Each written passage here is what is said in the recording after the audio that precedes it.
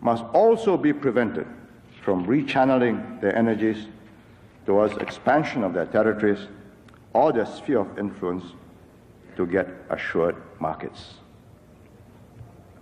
Unfortunately, or perhaps fortunately for the rest of the world,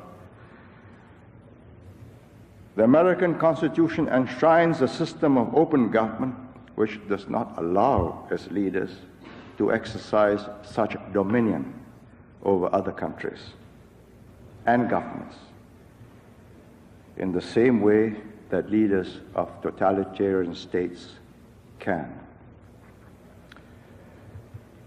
Let us then not forget, Mr. Speaker, Mr. President, that protectionism and less trade means less growth for the developing countries. This also means that debt burdens cannot be discharged. Defaults may be inevitable, with incalculable consequences for the international banking system. And even if the banks survive these upheavals, these developing countries will have to abandon all thoughts of liberalization towards plurality and more democratic freedoms. For severe and repressive government is the other side of austere or negative economic growth.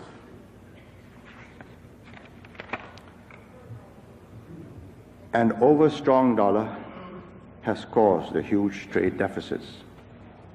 A volatile and speculative foreign exchange market has exaggerated the factors working towards a strong dollar.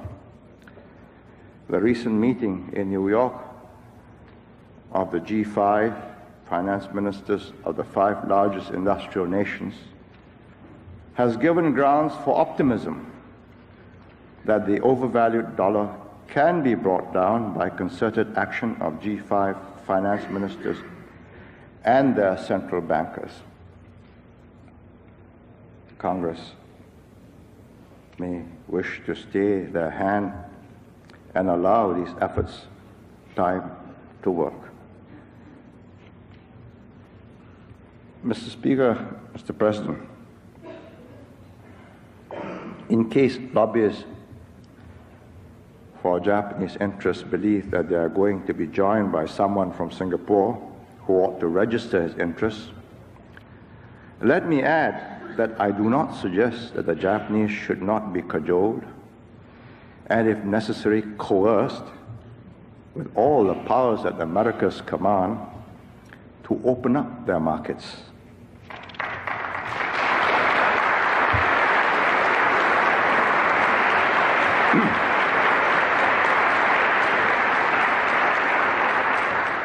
America can legitimately and justly use all means to knock down Japanese barriers and obstacles to imports. There was a time in the 1950s and 60s when Americans looked with amusement and tolerance at the ingeniousness of Japanese obstacles to imports. But after Japan has become the second largest economic power as a result of open and fair trade, it is right that she should be made to abide by the rules that have brought her to such unprecedented prosperity.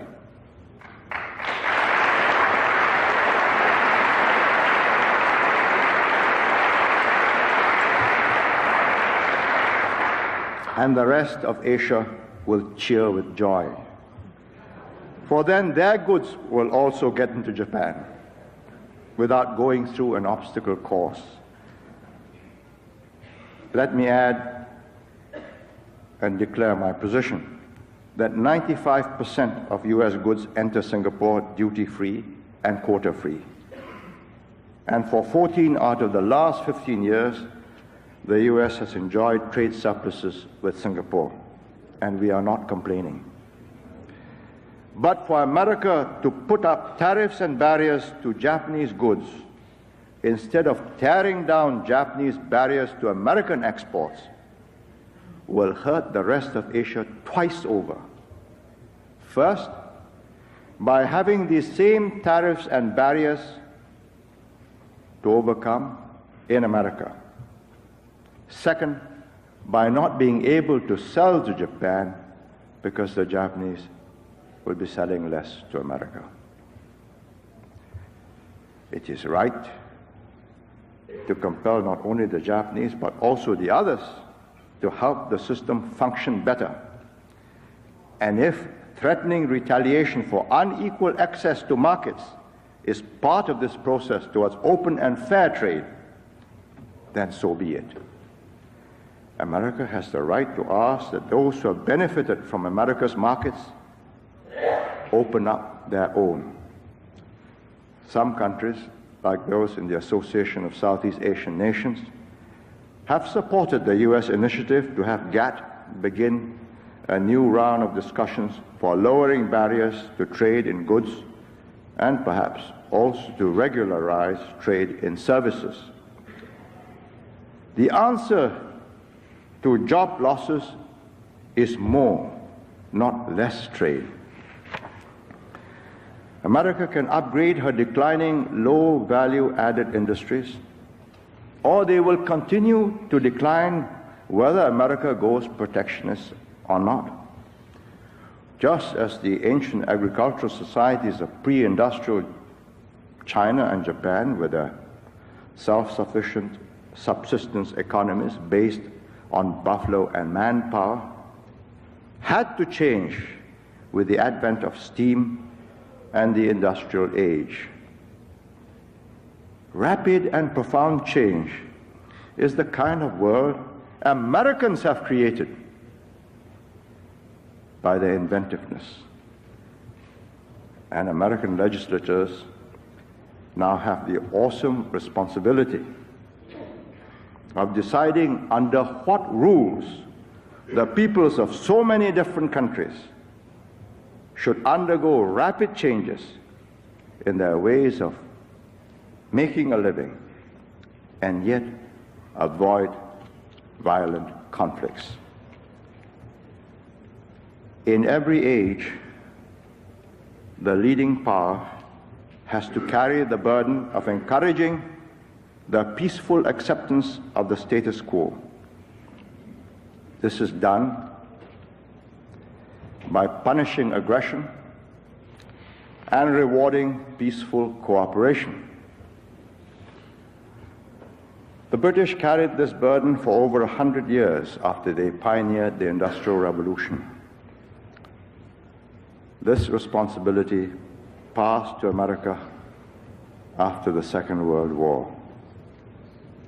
It is inherent in America's position as the preeminent economic, political, and military power to have to settle and to uphold the rules for orderly change and progress. And Americans are still leaders in a marathon for technological change and product innovation. American enterprise is blazing the trail into the microchip and computerized world of tomorrow. It is in the interest of peace and security that America upholds the rules of international conduct, which rewards peaceful, cooperative behavior and punishes transgressions of the peace. A replay of the Depression of the 1930s, which led to World War II, would be ruinous for all. All major powers in the West share this responsibility for not repeating this mistake. But America's is the primary responsibility, for she is the anchor economy of the free market economies of the world. In your hands, therefore, lie the future of the world. Thank you.